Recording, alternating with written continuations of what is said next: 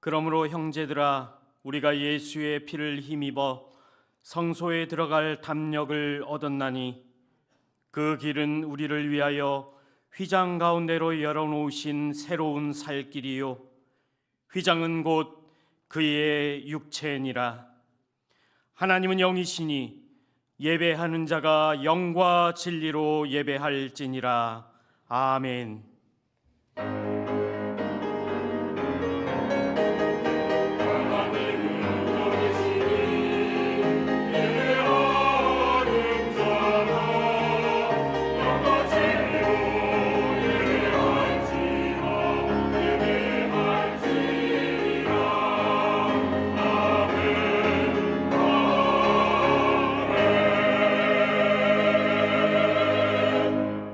거룩하시고 은혜로우신 하나님 아버지, 오늘도 우리를 은혜의 자리로 불러주심에 감사드립니다. 연약하고 부족한 존재이나 우리의 공로가 아니라 예수 그리스도의 보혈의 은혜로 하나님의 거룩한 인재 앞에 담대히 나아갈 수 있게 하심을 찬양합니다. 십자가의 은혜를 통해 우리에게 새롭고 산 길을 열어주셨으니 이 시간 예배를 통하여 우리의 마음과 삶을 하나님께 올려드리는 참된 예배 되게 하여 주옵소서. 우리 구주 예수 그리스도의 이름으로 기원하옵나이다. 아멘.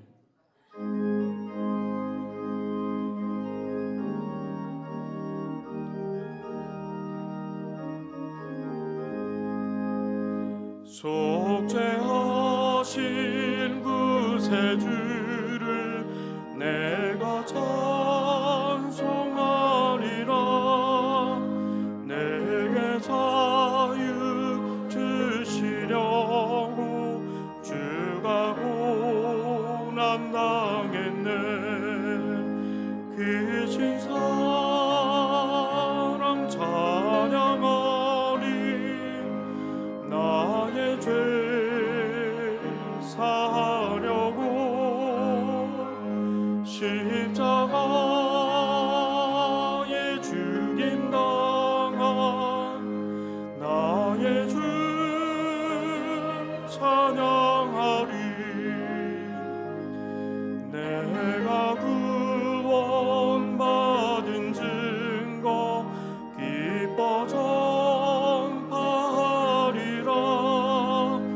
내 죄 모두 담당하신 주의 사랑 크셔라. 그 신 사랑 찬양하리. 나의 죄 사하려고 십자가에 죽임당한 나의 주 찬양하리. 승리하신 구세주를 내가 찬송하리라. 죄와 죽음 지옥 권세 주가 모두 이겼네. 그 신 사랑 찬양하리. 나의 죄 사하려고 십자가에 죽임당한 나의 주 찬양하리. 고마우신 구세주를 내가 찬송하리라. 죽음에서 생명으로 나를 인도하셨네. 그 신 사랑 찬양하리. 나의 죄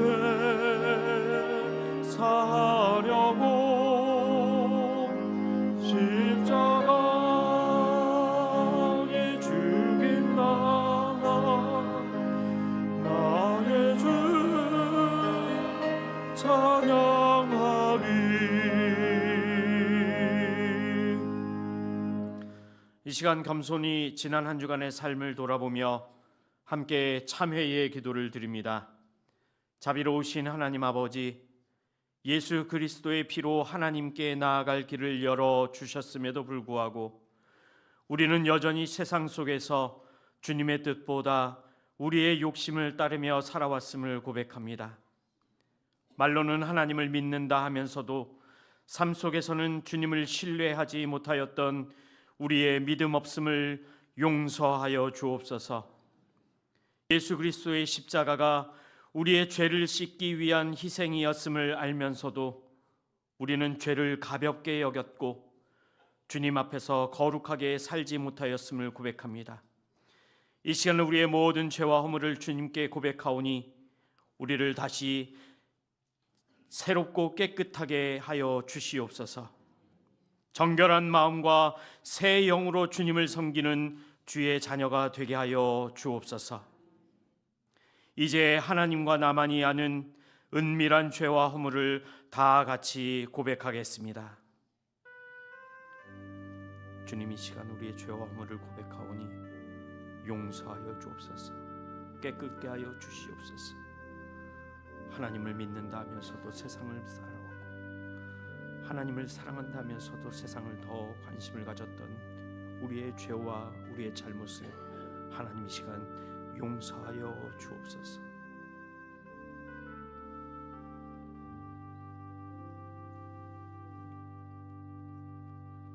악인은 그의 길을, 불의한 자는 그의 생각을 버리고 여호와께 돌아오라.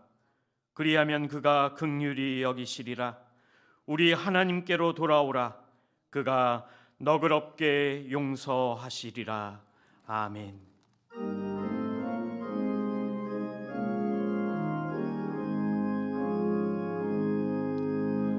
예수 우리 왕이여,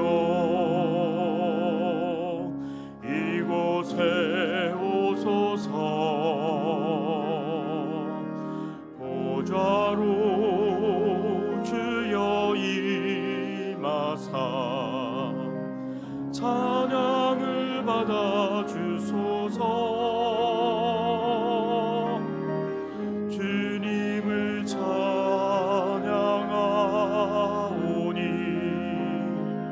주님을 경배하오니 왕이신 예수여 오셔서 좌정하사 다스리소서.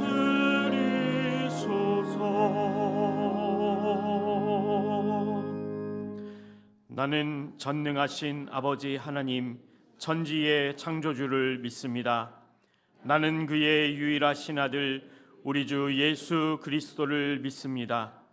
그는 성령으로 잉태되어 동정녀 마리아에게서 나시고 본디오 빌라도에게 고난을 받아 십자가에 못 박혀 죽으시고 장사된 지 사흘 만에 죽은 자 가운데서 다시 살아나셨으며 하늘에 오르시어 전능하신 아버지 하나님 우편에 앉아 계시다가 거기로부터 살아있는 자와 죽은 자를 심판하러 오십니다. 나는 성령을 믿으며 거룩한 공교회와 성도의 교제와 죄를 용서받는 것과 몸의 부활과 영생을 믿습니다. 아멘. 여호와를 자기 하나님으로 삼은 나라 곧 하나님의 기업으로 선택된 백성은 복이 있도다.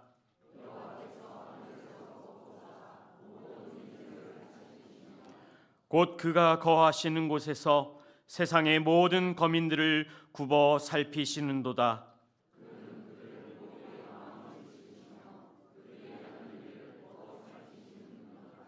많은 군대로 구원 얻은 왕이 없으며 용사가 힘이 세어도 스스로 구원하지 못하는도다.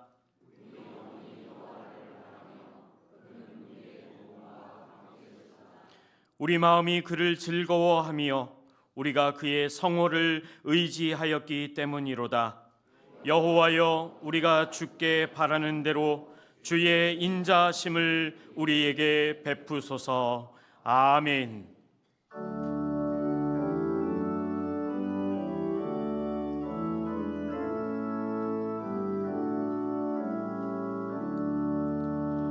햇빛을 받는 곳마다 주 예수 다스리시고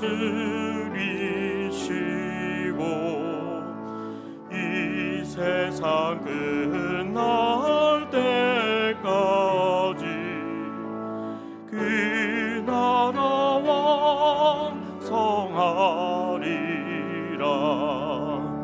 주님을 찬양하면서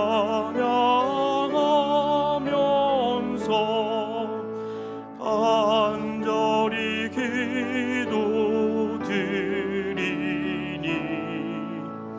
그 기도 향기 되어서 주 앞에 상달하도다.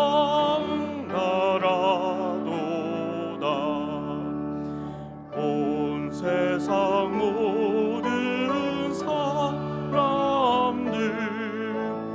그 사랑 찬송하도다.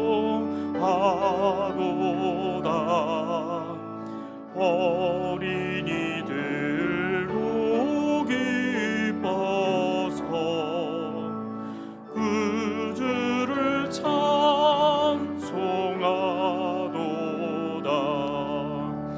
주 예수 계신 곳마다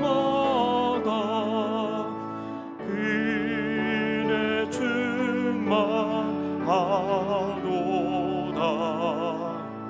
고나고 지친 사람들 주님의 사랑받도다.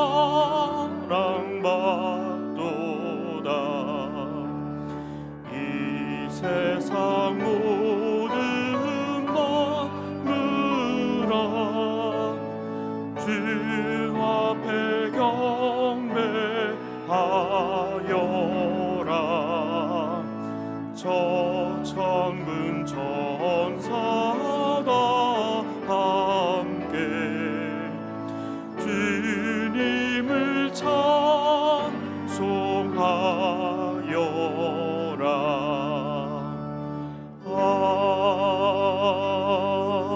아멘.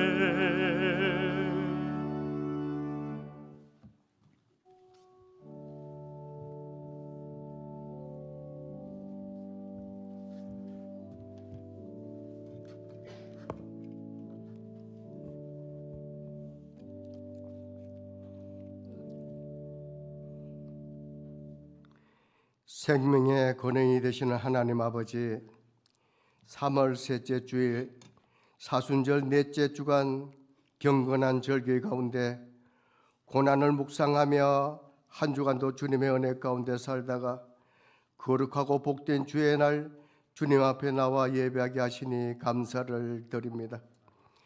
이 시간 우리를 구원하시기 위하여 십자가의 길을 걸어가신 예수 그리스도의 사랑을 깊이 깨닫는 은혜의 시간이 되게 하여 주옵소서.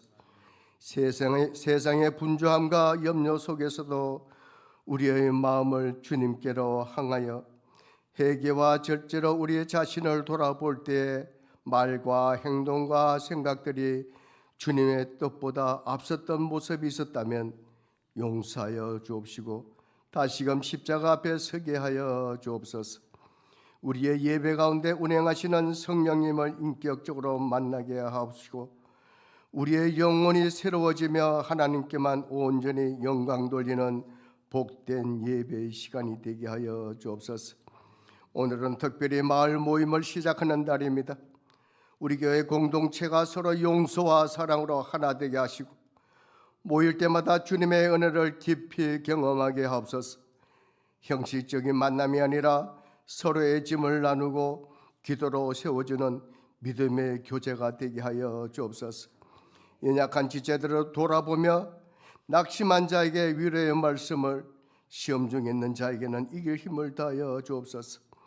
우리 마을 모임의 지역을 섬기며 복음의 통로가 되게 하시며 작은 불씨처럼 시작하지만은 큰 은혜의 열매를 맺게 하여 주옵소서.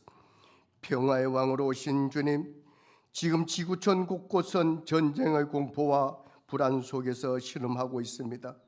전쟁이 있는 곳에 하루속히 공존하는 평화의 시대가 오게 하여 주옵소서.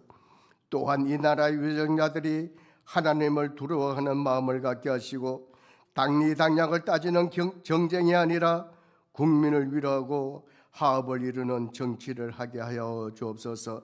그래야 이 나라가 하나님이 기뻐하시는 공의롭고 복된 나라가 되게 하옵소서. 열방을 향해 복음을 도고 나가신 선교사님들을 기억하여 주옵소서. 낯선 땅과 문화 속에서 외로움과 어려움을 견디며 사명을 감당하는 선교사님들의 걸음을 주께서 친히 붙들어 주옵소서. 선교사님들의 가정과 자녀들을 지켜주시고 필요한 모든 것을 때마다 공급하여 주옵소서. 우리 교회가 십자가의 복음을 붙들고 세상의 빛으로 살아가게 하시며 선교의 사명을 끝까지 감당하는 교회가 되게 하여 주옵소서. 3월 셋째 주를 살아가며 우리의 삶이 예수님의 발자취를 따르는 여정이 되게 하시고 고난을 두려워하지 않게 하시며 부활의 소망을 바라보며 담대히 걸어가는 사람들이 다 되게 하여 주옵소서. 목사님을 위해서 기도합니다. 고승재 담임 목사님에게 영육간의 강건함을 주셔서 목회 사역 가운데 지치지 않게 하셔서 마음의 염려와 무거운 짐을 오직 주님께 대신 져 주시고 가정 위에 하늘의 평강을 부어 주셔서 늘 기쁨과 감사가 넘치게 하여 주옵소서. 함께 동역하시는 부목사님들과 모든 교역자들도 기억하여 주옵시고 보이지 않는 자리에서 충성을 다해 섬길 때에 주님께서 위로하시고 힘이 되어 주옵소서. 서로 한 마음으로 협력하게 하시고 하나님의 뜻을 이루는 아름다운 동역자들이 다 되게 하여 주옵소서. 오늘 드려지는 예배를 기쁘게 받아주시고 말씀을 전하시는 고승재 담임 목사님께 성령의 능력을 더하여 주옵소서. 말씀을 듣는 우리의 모두의 마음이 옥토가 되어 말씀의 열매를 맺게 하여 주옵소서. 찬양으로 하나님께 영광 돌리는 할렐루야 찬양대의 찬양이 울려 퍼질 때에 성도들의 마음이 열리게 하시고 지친 심령들이 위로를 받게 하셔서 그리하여 우리의 모든 심령들이 은혜 받는 귀한 시간이 되게 하여 주옵소서. 보이지 않는 곳에서 수고하는 손길들을 축복하시고 우리를 끝까지 사랑하시는 우리 주 예수 그리스도의 이름으로 감사하며 기도드려옵나이다. 아멘.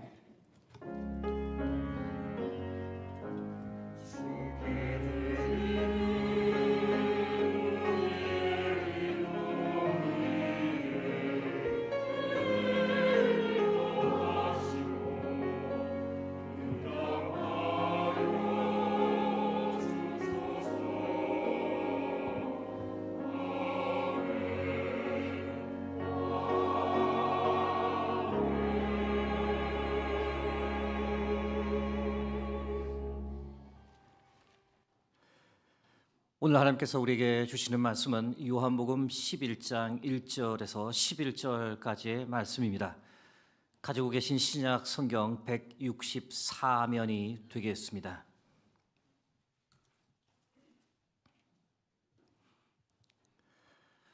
허락하신 말씀 교독하겠습니다. 어떤 병자가 있으니 이는 마리아와 그 자매 마르다의 마을 베다니에 사는 나사로라. 이 마리아는 향유를 주께 붓고 머리털로 주의 발을 닦던 자요 병든 나사로는 그의 오라버니더라. 이에 그 누이들이 예수께 사람을 보내어 이르되 주여 보시옵소서 사랑하시는 자가 병들었나이다 하니 예수께서 들으시고 이르시되 이 병은 죽을 병이 아니라 하나님의 영광을 위함이요 하나님의 아들이 이로 말미암아 영광을 받게 하려 함이라 하시더라. 예수께서 본래 마르다와 그 동생과 나사로를 사랑하시더니 나사로가 병들었다 함을 들으시고 그 계시던 곳에 이틀을 더 유하시고 그 후에 제자들에게 이르시되 이유대로 다시 가자 하시니 제자들이 말하되 랍비여 방금도 유대인들이 돌로 치려 하였는데 또 그리로 가시려 하나이까. 예수께서 대답하시되 낮이 12시간이 아니냐 사람이 낮에 다니면 이 세상의 빛을 보므로 실족하지 아니하고 밤에 다니면 빛이 그 사람 안에 없는 고로 실족하느니라. 11절 합독하겠습니다. 이 말씀을 하신 후에 또 이르시되 우리 친구 나사로가 잠들었도다. 그러나 내가 깨우러 가노라. 아멘.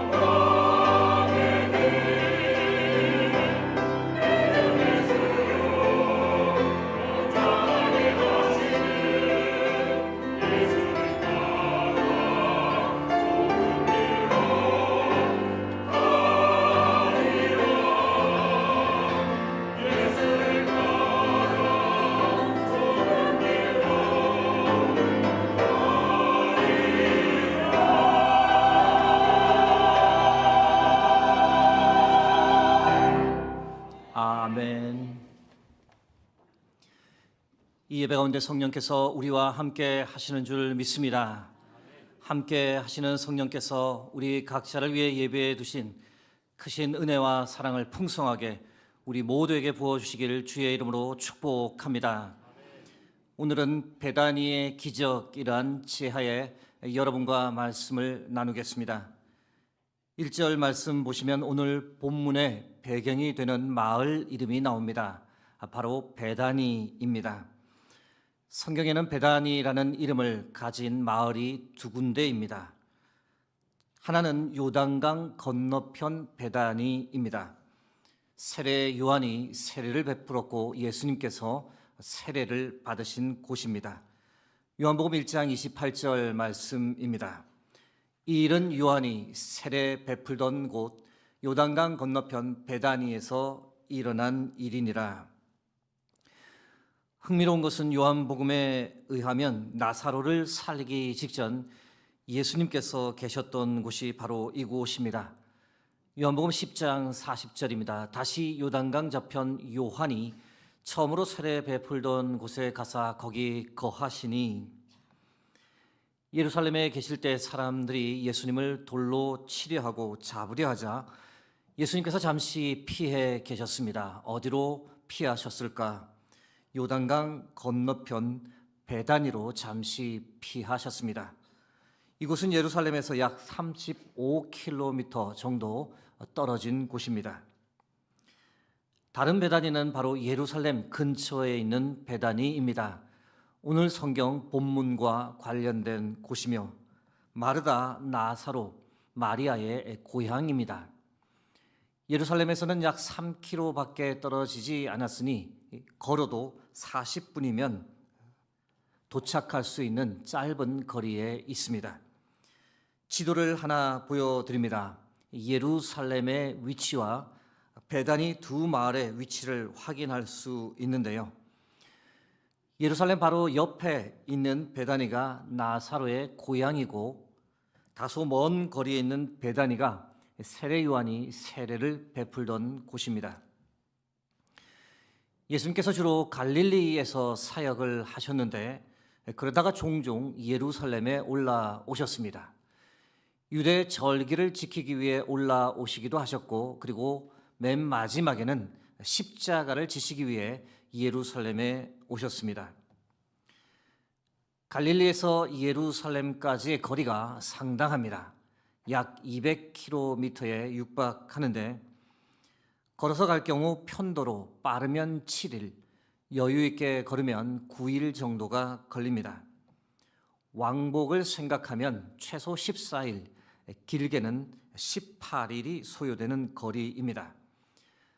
절기 때 예수님께서 예루살렘에 7일에서 8일 정도 머무셨던 것까지 고려하면 다 합쳐서 최대로 잡을 경우 26일 정도가 소요되는 일정입니다. 다시 말씀드려 갈릴리에서 예루살렘을 한번 다녀오시는데 거의 한 달 정도의 시간이 소요되었습니다. 여기서 질문을 하게 됩니다. 예수님께서 예루살렘에 가셨을 때 어디에 묵으셨을까? 성경을 보면 예루살렘에 특별한 영고지가 있다고 보지는 못합니다.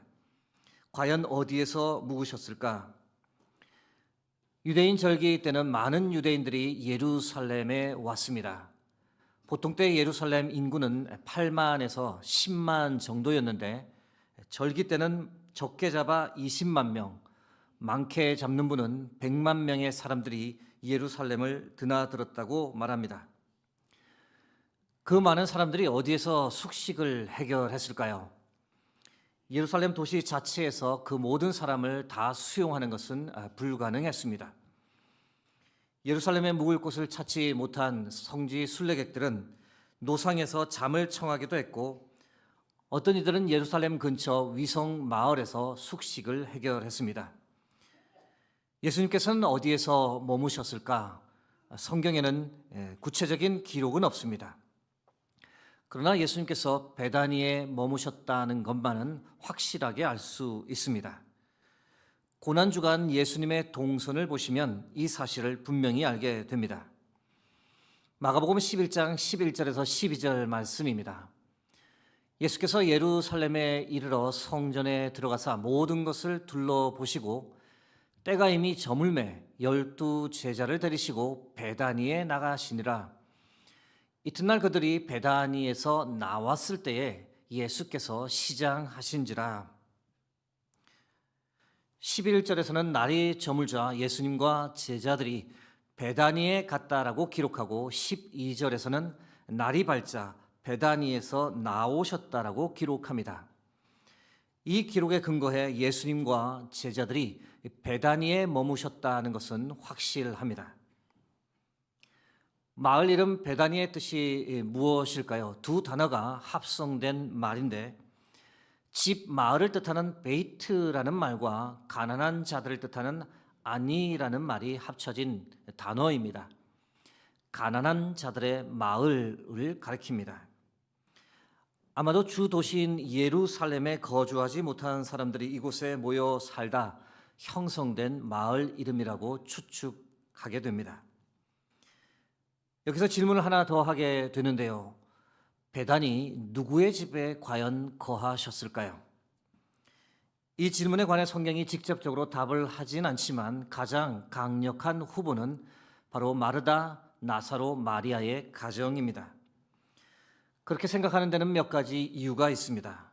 가장 확실한 이유는 예수님과 이 사람들과의 친밀도가 남다르기 때문입니다. 신약 성경 전체에서 예수님께서 사랑하는 사람이라고 언급된 곳이 있습니다. 예수님의 제자들을 제외하면 딱 두 군데가 나오는데 그 중에 하나가 바로 이 가정을 향한 주님의 사랑입니다. 요한복음 11장 5절 말씀입니다. 예수께서 본래 마르다와 그 동생과 나사로를 사랑하시더니. 이 가정과의 첫 만남이 어떻게 시작되었는지 우리가 알 수 없으나 이 가정을 예수님이 참으로 사랑하셨습니다.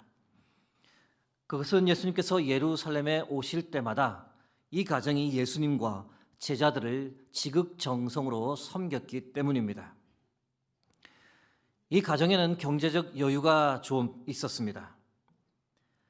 마을 이름만 놓고 생각하면 가난한 사람들이 많았다고 볼 수 있지만 나사로의 가정은 그래도 경제적인 여유가 있었습니다. 그것을 우리가 어떻게 알 수 있을까? 요한복음 11장 38절의 근거에서 이 사실을 발견합니다. 이에 예수께서 다시 속으로 비통히 여기시며 무덤에 가시니 무덤이 구리라 돌로 막았거늘. 나사로가 죽은 후 묻힌 곳이 동굴묘라고 언급합니다. 동굴묘가 있었다는 그 자체로 이 가정은 좀 사는 집이었음을 알게 됩니다. 왜냐하면 당시에는 경제적 여유가 있는 사람들만이 동굴묘를 가졌기 때문입니다. 대부분의 사람들은 평민의 묘지라고 해서 땅을 파서 묻고 그 위에 돌을 얹는 정도였습니다. 사진을 하나 보여드립니다. 이스라엘을 방문하게 되면 이곳 베다니 마을을 들르게 되는데 고대 베다니의 정경 그림입니다.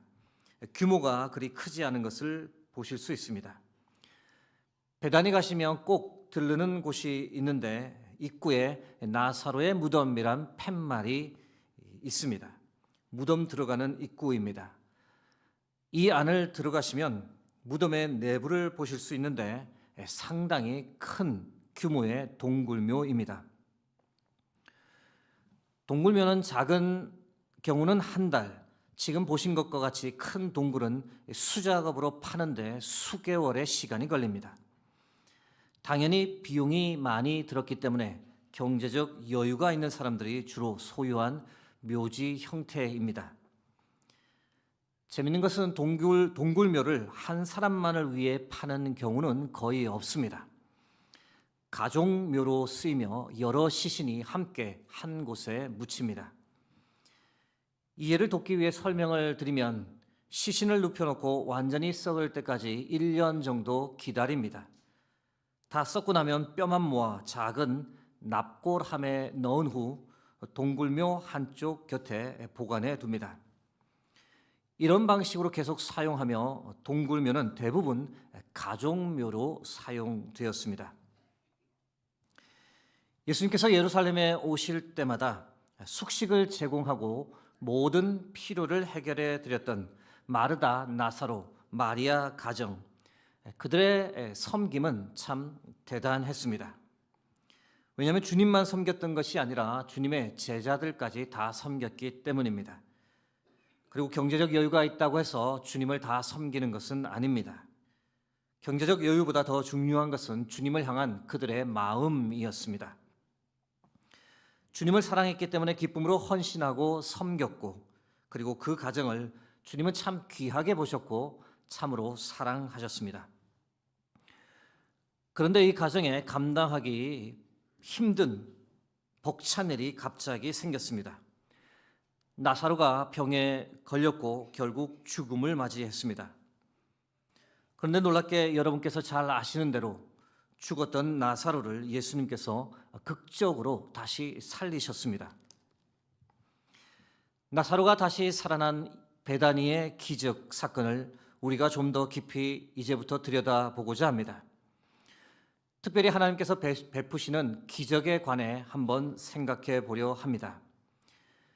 기적이 어디서 일어나는지, 베다니의 기적을 통해 기적에 관해 우리가 배울 수 있는 교훈 몇 가지를 여러분과 나누고자 합니다. 기적은 어디서 일어나는가?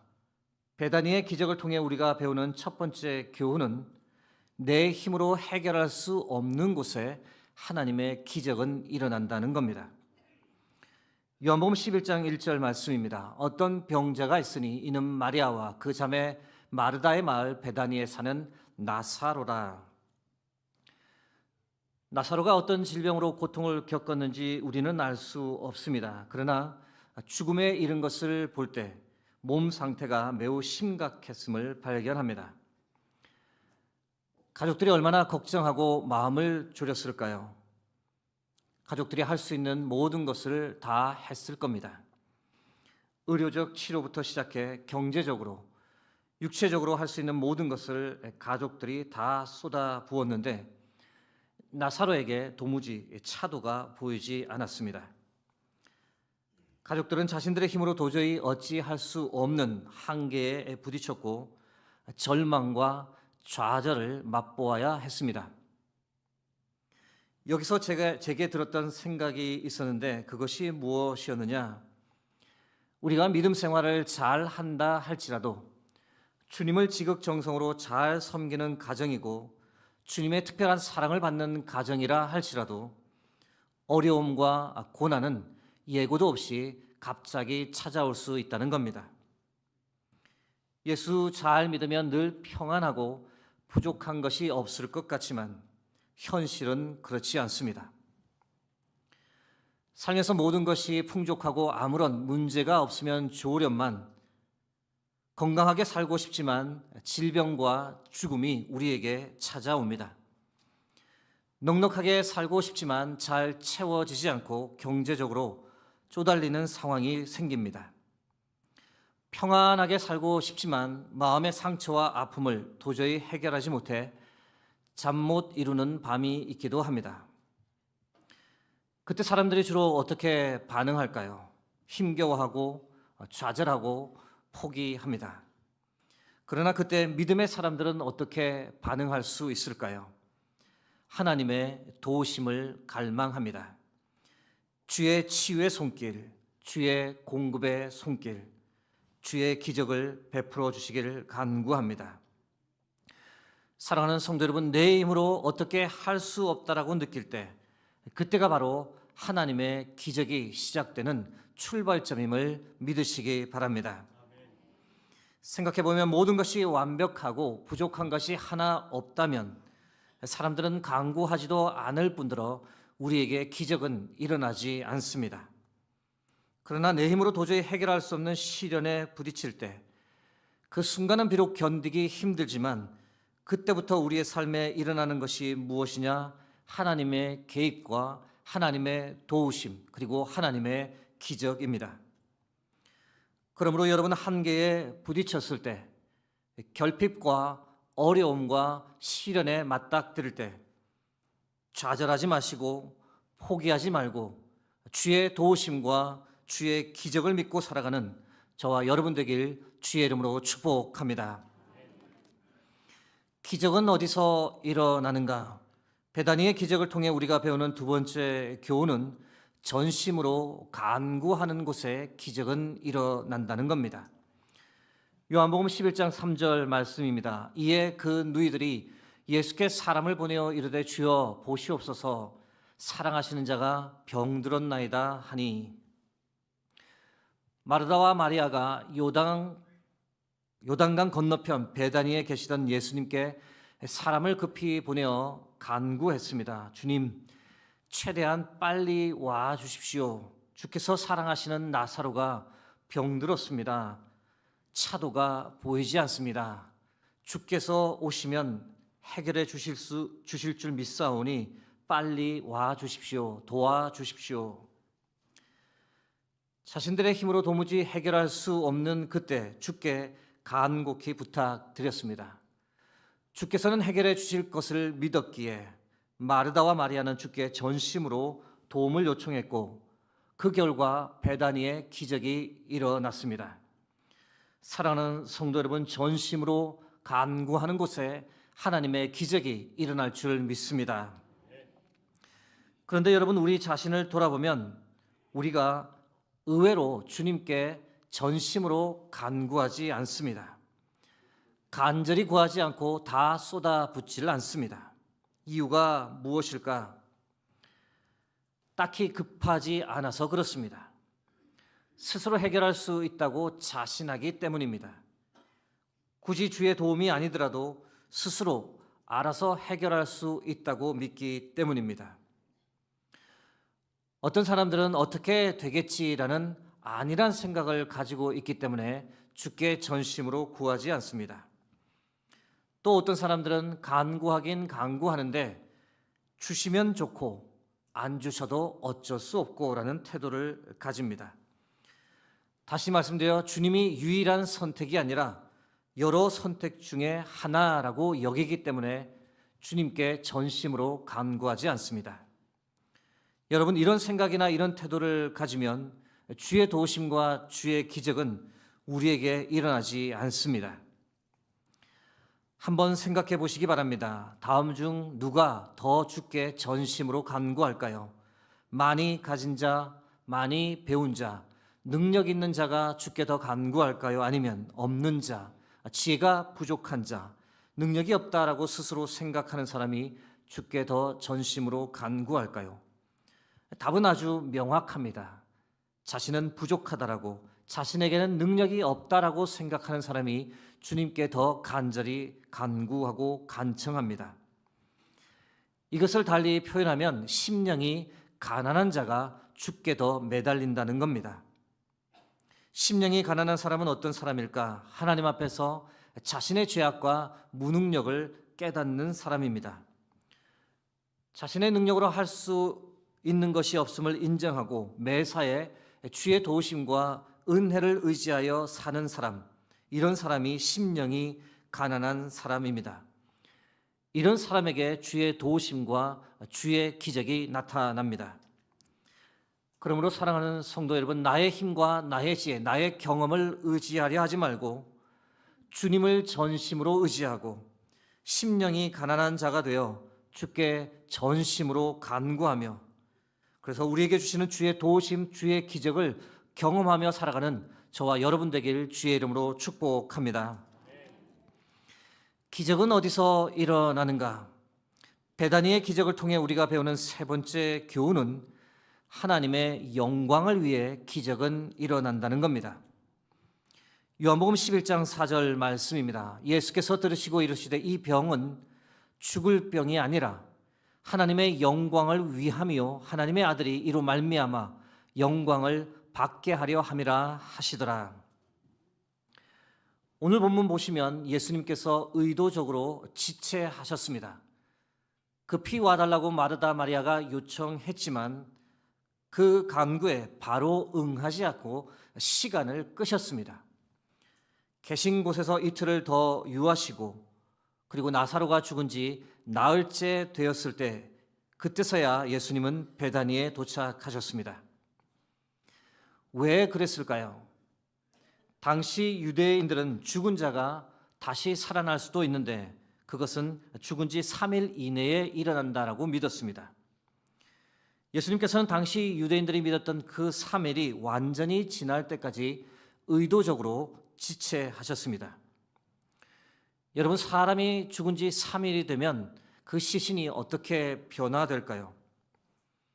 피부에서 수액으로 가득 찬 수포와 가스가 나오면서 시신이 부풀기 시작합니다.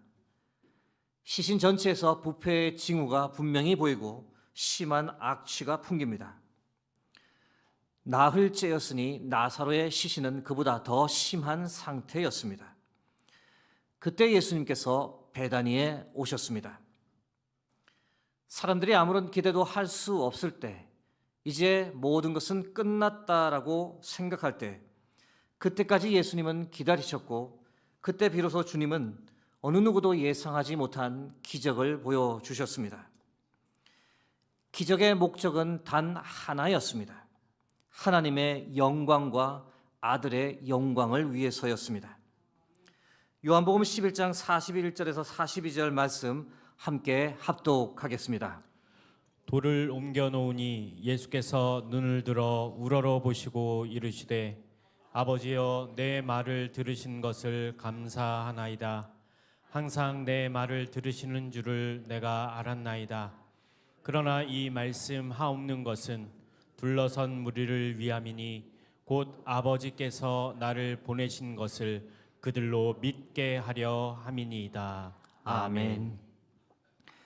예수님께서는 이렇게 아버지께 기도하신 후 나사로야 나오라 라고 선포하셨고, 그 선포에 나사로가 몸에 배가 동인 채로 동굴묘에서 걸어 나왔습니다. 요한복음 11장 43절에서 44절 말씀입니다. 이 말씀을 하시고 큰 소리로 나사로야 나오라 부르시니 죽은 자가 수족을 배로 동인 채로 나오는데 그 얼굴은 수건에 쌓였더라. 예수께서 이르시되 풀어놓아 다니게 하라 하시니라. 여러분, 그 광경을 보고 주위에 있던 사람들이 얼마나 놀랐을까요? 베다니의 기적은 사람들의 예수님에 관한 생각, 그리고 하나님에 관한 생각을 바꾸는 결정적 사건이었습니다. 예수님을 하나님의 아들이라고 믿을 수밖에 없었던, 예수님은 죽은 자, 썩은 자까지도 일으키시는 부활과 생명의 주관자이심을 인정할 수밖에 없었던 중요한 사건이었습니다. 나아가 이 사건을 통해 죽음이 끝이 아니구나, 하나님께서는 우리를 위해 죽음 이후의 삶을 이미 다 예비해 두셨구나라는 것을 눈으로 목도하였던 사건입니다. 이런 면에서 베다니의 기적은 하나님의 영광을 위함이었고 바로 아들 예수 그리스도의 영광을 위한 사건이었습니다. 단순히 마르다 마리아가 간구했기 때문에 일어났던 것이 아니라 하나님의 영광, 아들 예수의 영광을 위해 꼭 필요한 사건이요 기적이었습니다. 이 사실을 우리의 기도 생활과 우리의 삶에 한번 적용해 보려 합니다. 몇 가지 질문을 던지게 되는데요. 가장 먼저 나의 간구는 과연 하나님의 영광을 위한 것인가? 라는 질문을 던지게 됩니다. 우리가 살면서 우리도 바랍니다. 우리의 삶에도 기적 같은 일들이 일어나기를 우리 모두가 바랍니다. 그러나 우리의 현실에서 이런 기적은 좀처럼 일어나지 않습니다. 이때 우리가 조심스럽게 점검해야 할 것이 무엇일까? 나의 간구가 하나님의 영광을 위한 것인지 생각해 보아야 합니다. 나의 간구가 나의 영광을 위함인 것은 아닌지, 기적을 바라는 나의 간구가 나의 욕심을 채우기 위한 것은 아닌지, 내가 전심으로 간구하는 것이 하나님의 나라와 의를 위한 것인지, 이 질문을 우리 스스로에게 던져야 합니다. 부끄럽지만 우리 간구의 대부분은 우리의 영광을 위한 것이지 하나님의 영광을 위한 것은 아니라는 사실을 인정할 수밖에 없습니다. 오늘 본문을 보며 우리가 우리 자신에게 던지는 또 다른 질문 한 가지는 왜 내가 원하는 방법으로 응답해 주시지 않는가라는 겁니다. 기도할 때 우리는 간절히 바랍니다. 내가 원하는 방법대로, 내가 원하는 때에 하나님께서 응답해 주시기를 바랍니다. 물론 그렇게 응답이 될 때도 있지만 그렇지 않은 경우가 더 많습니다. 이유가 무엇일까요? 하나님께서 우리를 싫어하시기 때문일까요? 그렇지 않습니다. 오히려 우리를 사랑하시기 때문에 우리에게 더 좋은 것을 주시려고 하나님의 때에 하나님의 방법으로 응답해 주시고 기적을 보여주시기 위함입니다. 여러분, 하나님은 우리의 육체보다 우리의 영혼에 더 관심을 가지시는 분입니다. 우리가 바라고 기도하는 대로 다 응답해 주면 그것이 오히려 우리의 영혼을 파괴하고 우리에게 저주가 될 수 있다는 것을 하나님은 잘 아십니다. 그렇게 되지 않도록 우리를 이끌어 주십니다. 또한 우리가 마주한 고난과 고통, 한계와 시련을 쉽게 제거해 주시는 것이 아니라 그것을 오히려 긍정적으로 사용하시는 분이 바로 우리 하나님이십니다. 그것을 통해 우리를 연단하고 우리를 온전하고 성숙한 그리스도인으로 만들어 가십니다. 그것을 통해 우리에게 인내를 가르쳐 주시고 우리의 신앙을 견고히 다듬어 가십니다. 그것을 통해 우리가 참 믿음을 소유한 자가 되기를 바라시고 결국 마지막에는 하나님의 영광에 동참할 수 있도록 우리의 삶을 이끌어 주십니다. 사랑하는 성도 여러분, 하나님이 우리의 간구에 다 응답하지 않는 것은 하나님께 능력이 부족해서가 아닙니다. 우리를 위한 더 큰 사랑과 더 큰 계획이 있기 때문입니다. 그것은 하나님의 영광, 아들의 영광을 최후에 드러내기 위함입니다. 나아가 그것은 우리가 하나님과 아들의 영광에 동참하여 그 영광을 함께 누리도록 하기 위함입니다. 여러분, 이 사실을 믿으십니까? 우리 모두가 하나님의 영광, 아들의 영광에 꼭 참여할 수 있기를, 그래서 부활과 영생의 영광, 하나님과 영원히 함께 하나 되는 하나됨의 영광을 누릴 수 있길 주의 이름으로 축복합니다. 이제 말씀을 맺고자 합니다. 오늘은 여러분과 함께 나사로를 다시 살리신 예수님께서 행하신 베다니의 기적을 나누었습니다.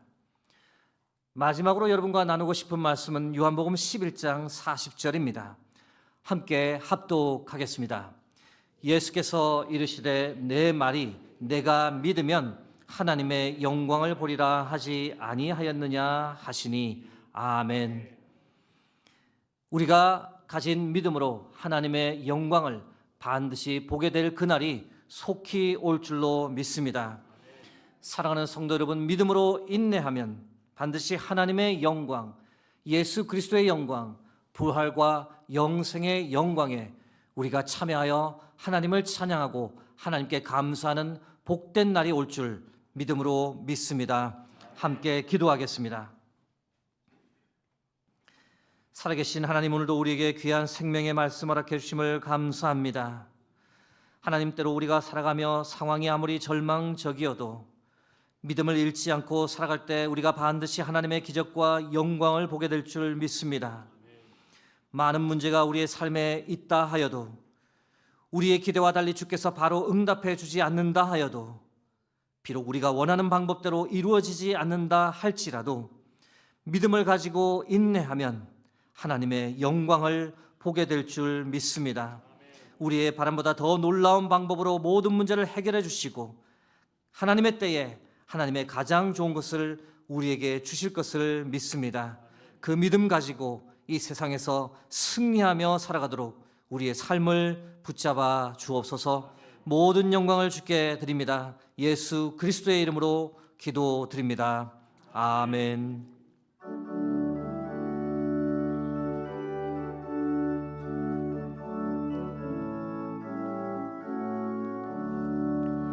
그 크신 하나님의 사랑 말로 다 형용 못하네.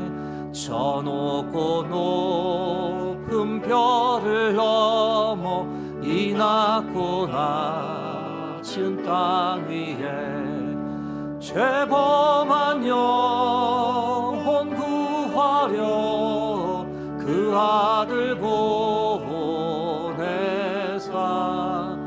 화목제물 삼으시고 죄 용서하셨네. 하나님 크신 사랑은 증량다 못하네. 영원히 변치 않는 사랑 성도여 찬양하세. 괴로운 시절 지나가고 땅 위에 영화세할 때 주 믿지 않던 영혼들은 큰 소리 외쳐 울어도 주 믿는 성도들에게 큰 사랑 베푸사 우리의 죄 사했으니 그 은혜 잊을까. 하나님 크신 사랑은 증량다 못하네. 영원히 변치 않는 사랑 성도여 찬양하세. 하늘을 두루마리 삼고 바다를 먹물 삼아도 한없는 하나님의 사랑 다 기록할 수 없겠네. 하나님의 크신 사랑 그 어찌 닿았을까. 저 하늘 높이 쌓아도 채우지 못하리. 하나님 크신 사랑을 증량다 못하네. 영원히 변치 않는 사랑 성도여 찬양하세.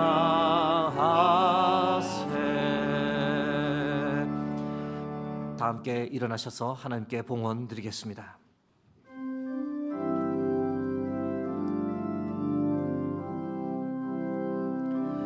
감사 위에 감사를 덮을 때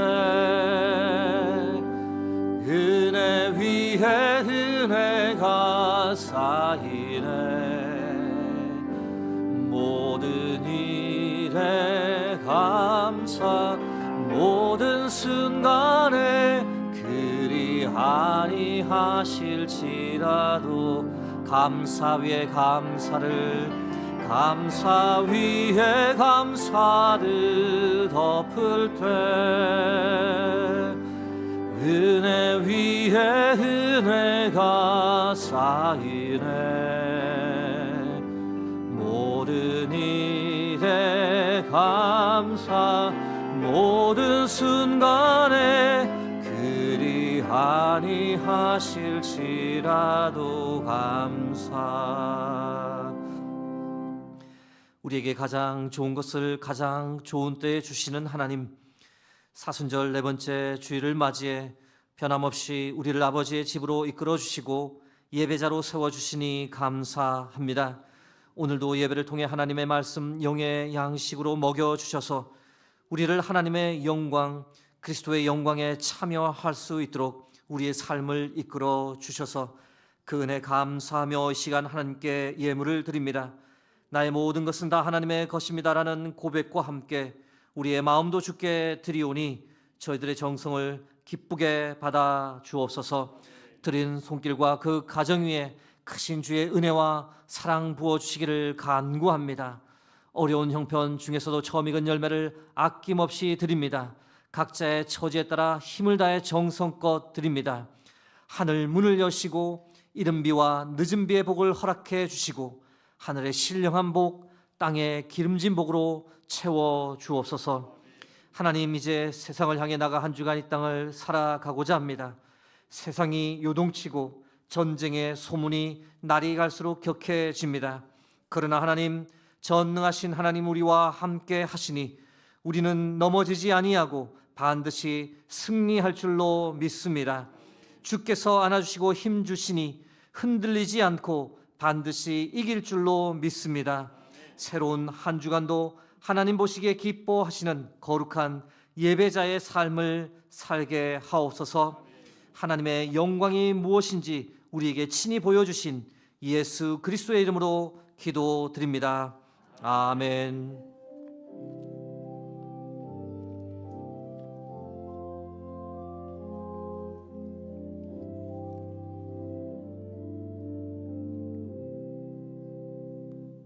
자리에 앉으시면 교회 소식 말씀드리겠습니다. 오늘부터 상반기 마을 모임이 시작됩니다. 3040 교구는 오늘 전체 모임으로 시작합니다. 장소는 교육관 영유치부실이 되겠습니다. 마을 모임 시작 관계로 오늘부터 오후 찬양 예배는 2시 45분부터 시작됩니다. 착오 없으시기 바랍니다. 항존직 선출 광고입니다. 내년 5월에 선출을 하고 11월에 임직을 하고자 하는 소식을 말씀드립니다. 오늘 오후 찬양 예배는 바울 전도대 헌신 예배로 드리겠습니다. 함께 참석하셔서 큰 은혜 받으시기 바랍니다. 3월 18일 수요일 상반기 바울 전도대 활동이 시작됩니다. 12시 점심 식사를 하신 후 오후 2시부터 전도를 시작합니다. 많은 기도와 참여 부탁드립니다. 3월 19일 목요일에는 강북 시찰 정기회의가 오전 11시 신성북 교회에서 있습니다. 3월 21일 토요일에는 한 항존직 피택자 교육을 받는 분들 현장 학습이 있습니다. 교회 출발은 오전 9시고 장소는 양화진 외국인 선교사 묘원이 되겠습니다. 다음 주일 관련 소식입니다. 다음 주일은 사순절 5번째 주일이고 다음 주일 3부 예배 때는 세례 입교식이 있겠습니다. 다음 주일 오후 찬양 예배는 아멘 찬양대 헌신 예배로 드립니다. 3월 28일 토요일에 있을 영유치부 봄 체험활동 소식입니다. 교회 출발 오전 9시 30분이고 장소는 한사랑 딸기 농장입니다. 지난주에 두 분이 우리 교회 등록해 주셨습니다. 김연랑 성도님 자진해서 오셨고 이동엽 성도님, 성원종 집사님 인도로 오시게 되셨습니다. 두 분이 교회에서 복된 신앙생활 할 수 있도록 기도해 주시기 부탁드립니다. 기타 소식은 주보와 홈페이지를 참고하시면 되겠습니다. 이제 다 함께 일어나셔서 파송 찬양을 하나님께 함께 드리겠습니다.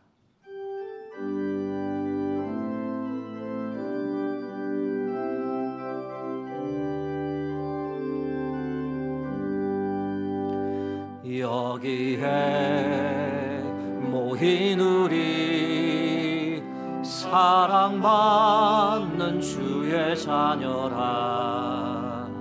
주께서 뜻하신 바 우리 통해 펼치신다. 고통과 슬픔 중에 더욱 주님을 의지하오니 어려움 이겨내고 주님 더욱 찬양. 이 믿음 더욱 굳세라. 이 믿음 더욱 굳세라. 주가 지켜주신다. 어두운 밤에도 주의 밝은 빛 인도하여 주신다.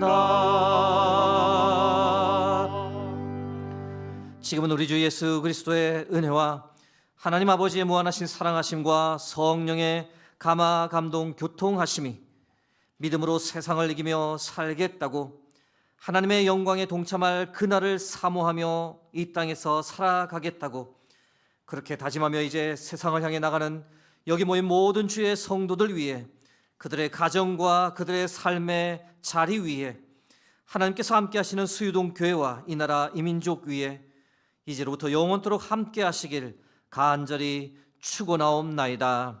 아멘.